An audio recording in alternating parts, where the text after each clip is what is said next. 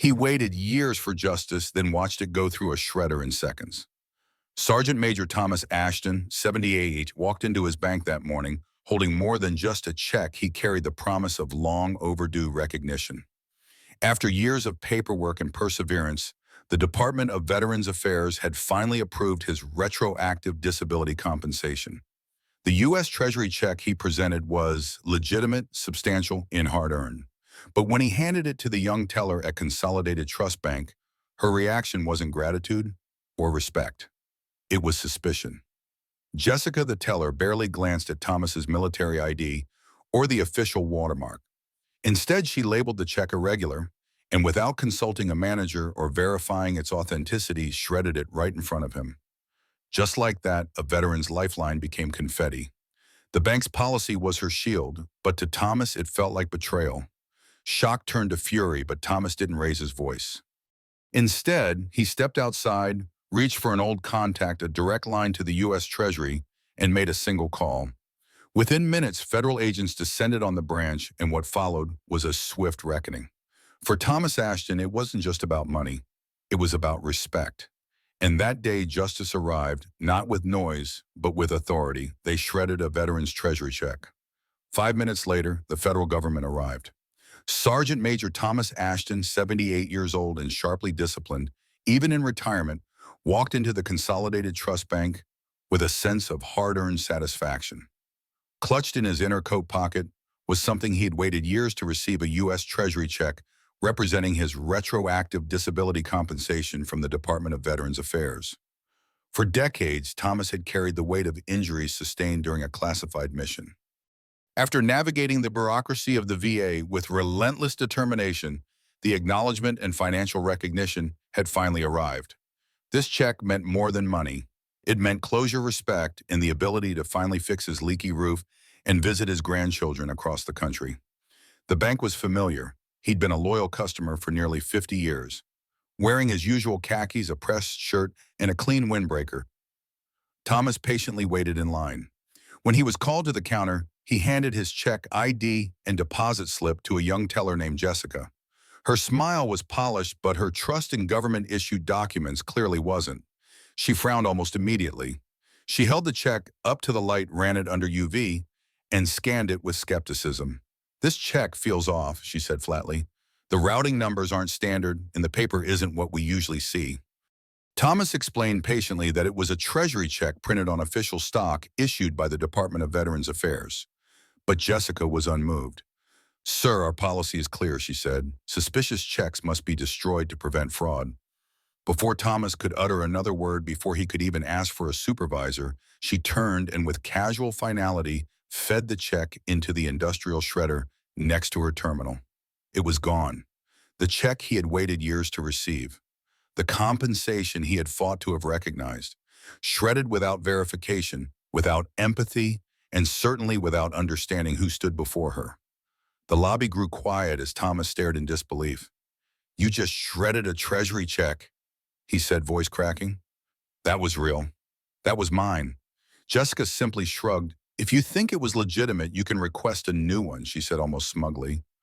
"Our policy is meant to protect customers." But no policy could protect her from what came next. Thomas didn't argue. He didn't yell. He simply walked out into the bright afternoon sun, sat down on a nearby bench, and pulled out his battered old phone. On it was a number he'd been given years ago by a general he once advised, now a high-ranking civilian in the Treasury Department. "This line is for when the system truly fails you," the general had said. "Use it if it ever does." Thomas made the call.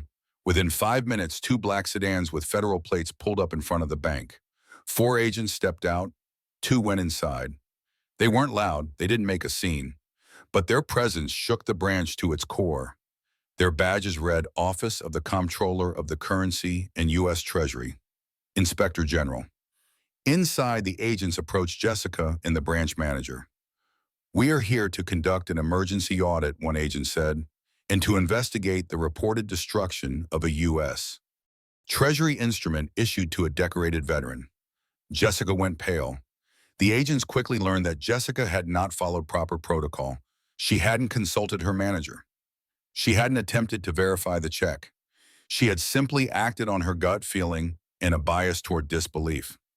The branch manager stammered apologies, but the agents weren't there for excuses.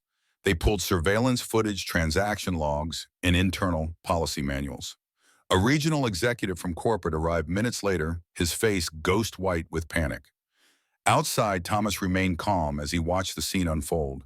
He received a call from Undersecretary John Harrison himself, his old comrade from active duty days. Tom Harrison said, "Your replacement funds are being wired to your account right now. Full amount immediate clearance. And everything that branch just did is under federal review. The teller is suspended. The manager is under investigation. And trust me, the entire bank is going to remember your name." Thomas simply said, "Thank you, sir." But it wasn't about vengeance. It was about principle. That afternoon, a quiet old soldier reminded a national institution that loyalty and service don't expire when the uniform comes off.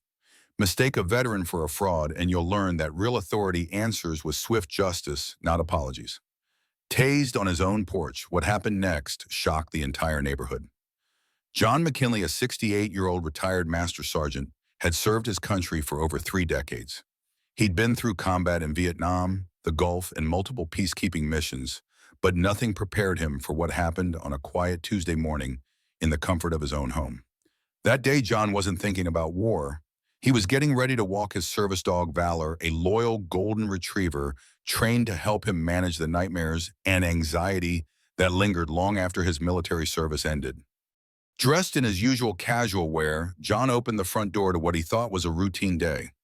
Instead, he was met by the sudden rush of boots on pavement, flashlights in broad daylight, and a wall of shouting voices. "Drop the weapon!" "Get on the ground," screamed one of the SWAT officers, their rifles pointed squarely at John's chest. The only weapon he held was Valor's leash. Startled and confused, John barely had time to respond before a jolt of electricity ripped through his body. He collapsed onto his porch as Valor barked protectively beside him. They had the wrong house, but nobody realized that until it was too late. Within minutes, the front door of his small suburban home was breached. Furniture was overturned. Drawers were ransacked. The SWAT team swept through the rooms with military precision, searching for a criminal who didn't live there. John was handcuffed on his porch, his limbs still trembling from the taser, unable to speak clearly through the pain and shock.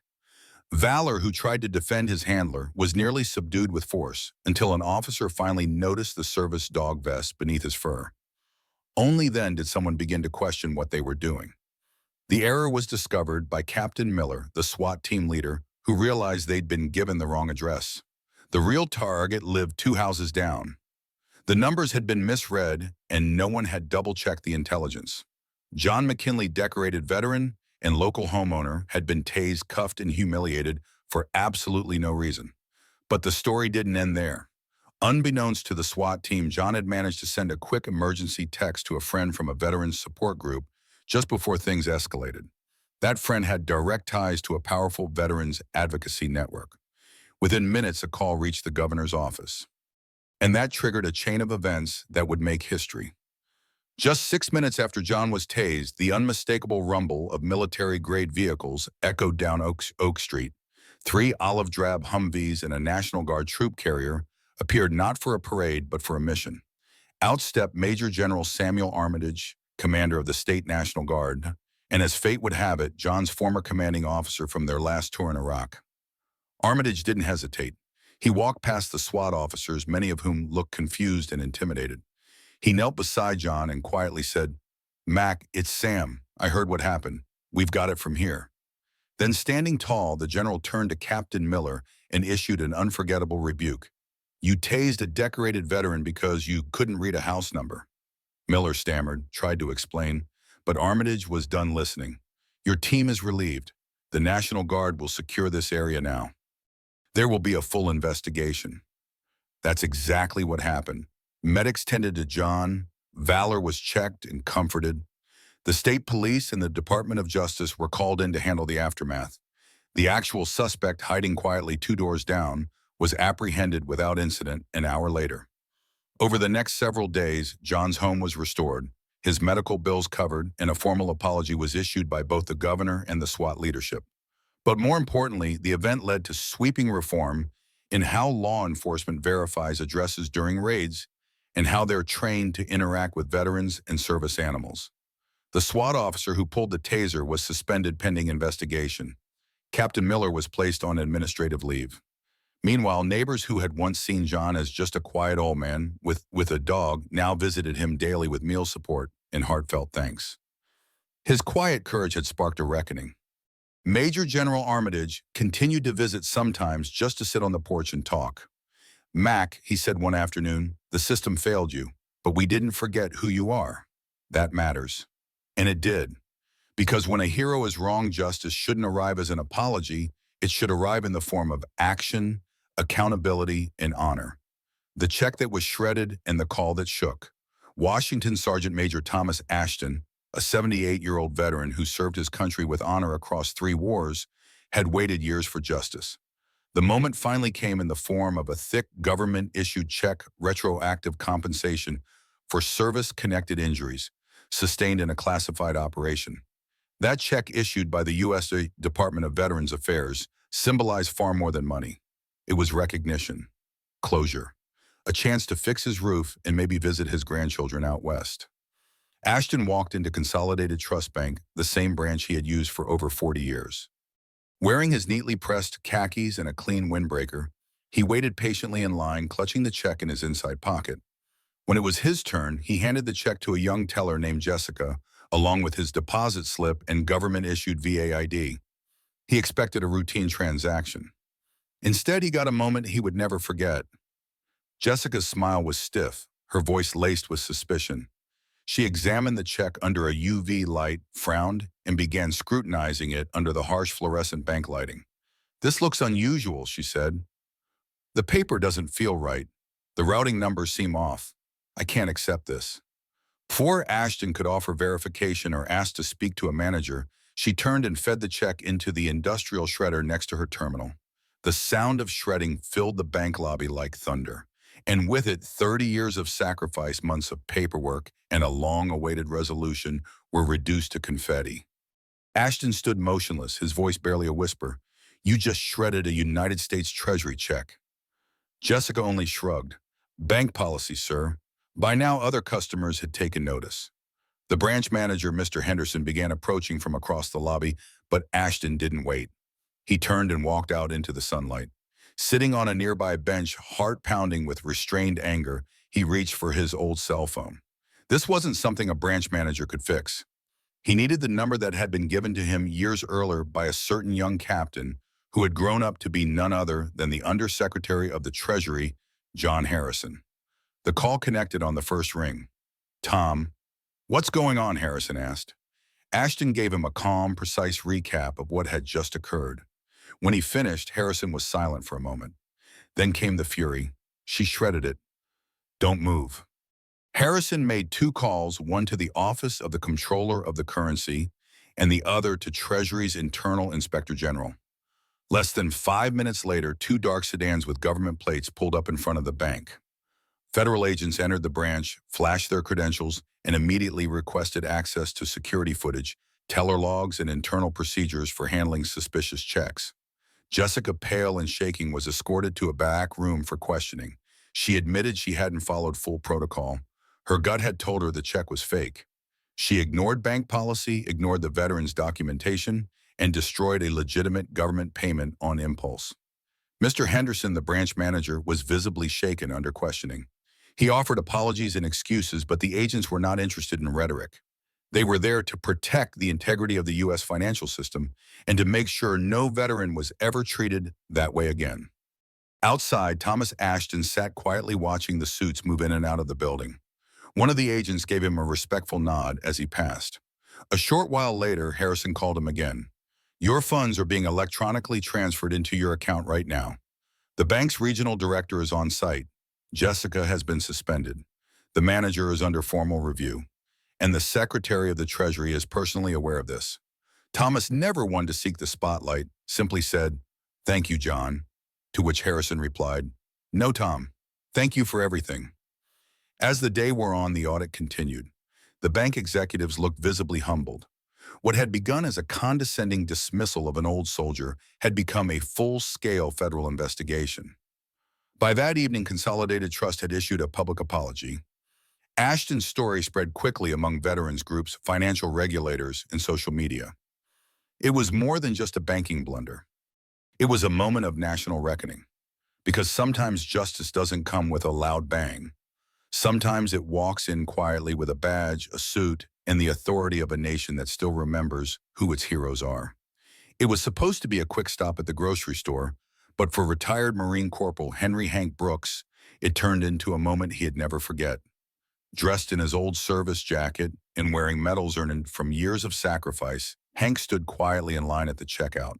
When the young cashier noticed his military ribbons, she smirked and whispered something to her coworker, prompting snickers.